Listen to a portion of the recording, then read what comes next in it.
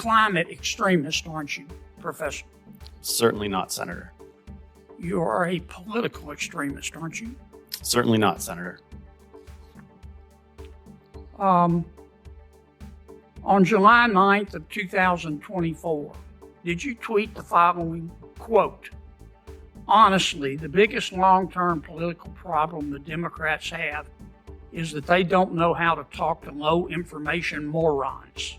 Close quote. I don't believe those are my words, Senator. I'd have to be able to see them if you would share that with me. Yeah, here it is. Big as Dallas. I don't believe those are my words, Senator. You tweeted them. I don't believe that I did. Yes, you did. I may have liked someone else's tweet or retweeted someone else's tweet. You those often are not my words. Like tweets you don't agree with? Those are not my words, Senator. Yeah, but you tweeted them in approval, didn't you? You Those can't make this cat walk backwards, Professor. Is this what accountability looks like? Or are we watching a witness dodge the easiest question in the entire Senate chamber? What started as a simple yes or no suddenly turns into a political train wreck. John Kennedy reads back explosive comments tied directly to a professor's own account, comments attacking voters, mocking Americans, and labeling entire groups as low-information morons. But instead of owning the statements he keeps, repeating those are not my words, and that's where this hearing completely changes, because this stops being about one tweet and starts becoming a serious test of credibility, judgment, and trust. Then the conversation moves into climate policy, housing markets, flood zones, and the real financial fears hitting everyday Americans right now. This is not just politics anymore. This is about whether the people shaping policy actually live by the advice they give everyone else, like subscribe and stay with me. Because this exchange only gets more intense from here. Methanethiol. I'm not aware of that term, Senator. I'm surprised. I've read a lot of your writings. You seem to fancy yourself as a climate expert. Senator, I'm an expert on housing markets, mortgage markets, and insurance markets. I'm not a climate scientist. If I told you that methanethiol is a sulfur-based aerosol gas, kind of smells like rotten cabbage, that is produced by microscopic plankton in all of our oceans, which covers 75% of the Earth's surface. Would you have reason to disagree with me? I certainly wouldn't, Senator. I'm here to talk about insurance. If I told you that this methanethanol is an aerosol, which escapes into our environment, it oxidizes and produces particles that substantially reflect the sun's radiation and heat, and prevents climate change. Would you have a reason to disagree with me? I wouldn't, Senator. I'm here to talk about the insurance crisis. I know you don't want to talk about things that undermine your confident assertions, but this is important.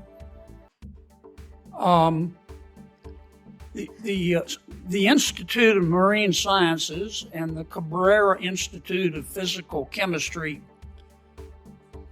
just a few days ago published a startling study. It's being widely reported. And it found that while scientists in these climate change models on which you rely have always known about methanethiol, that now science has discovered ways to better measure it, and that it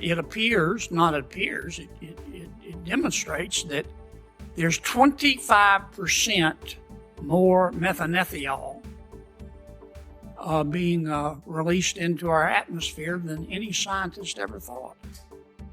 And that's going to have a huge impact on cooling the Earth, and we're going to have to recalibrate all of our climate change models. I suggest you read it, Doc. I mean, I see this essay that you wrote in the New York Times, appropriate New York Times. Climate change should make you think home ownership. Did you write that? Yes, I did, Senator. It's pretty bold. You own a home? I do, in a flood zone. Have you sold it? Have I sold my home? Yeah. I live in my home, sir. Oh, well, you're telling everybody else to sell theirs. You're a climate extremist, aren't you, Professor? Certainly not, Senator. You are a political extremist, aren't you? Certainly not, Senator. On July 9th of 2024, did you tweet the following quote? Honestly, the biggest long-term political problem the Democrats have is that they don't know how to talk to low-information morons. Close quote. I don't believe those are my words, Senator. I'd have to be able to see them if you would share that with me. Yeah, here it is. Big as Dallas.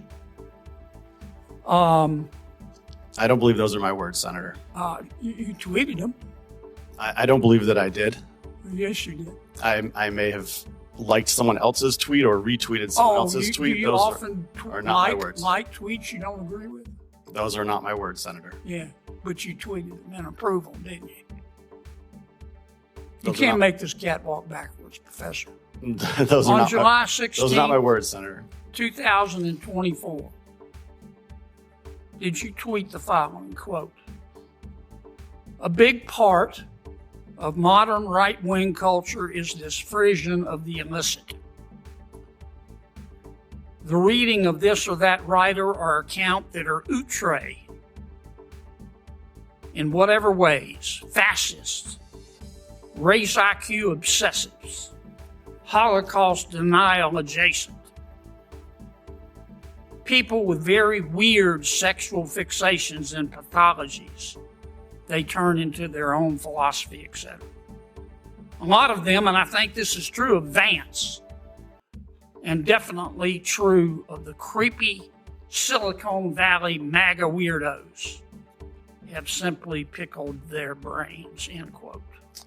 Again, Senator, those are not my words, and I did not Tweeted them, tweet. Professor. I did not tweet that, sir. Those are not Senator my Kennedy. words. What makes this hearing so powerful is how unbelievably simple the question was. John Kennedy wasn't asking for a speech. He wasn't playing word games. He simply read the statements out loud and asked, did you say this? That's it. But instead of getting a straight answer, the room gets deflection, hesitation, and excuses. Maybe I liked it. Maybe I reposted it. Maybe those aren't my words.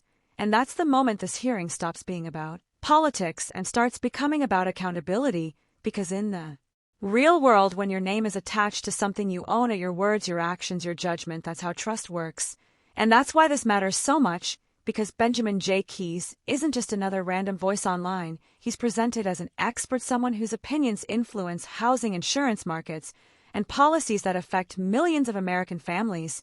So when an expert openly insults huge groups of people and then refuses to clearly stand behind those statements, Americans start asking a serious question: should people making decisions about our future be held to the same standards as everyone else? Then the hearing shifts into climate risk, flood zones, home values, and rising insurance costs, issues families across America are already struggling with every single day. And when Kennedy asks why someone warning Americans about climate danger still chooses to live in a flood zone himself, that's not theater, that's a direct test of consistency, because people notice when elite messaging doesn't match real-life behavior. That's the frustration you're hearing from millions of Americans right now, not a rejection of expertise, but a demand for honesty, clarity, and accountability. If you believe leaders, experts, and policymakers should answer the same tough questions regular Americans face every day, then hit like, subscribe, and tell me what you think in the comments, because your voice matters here.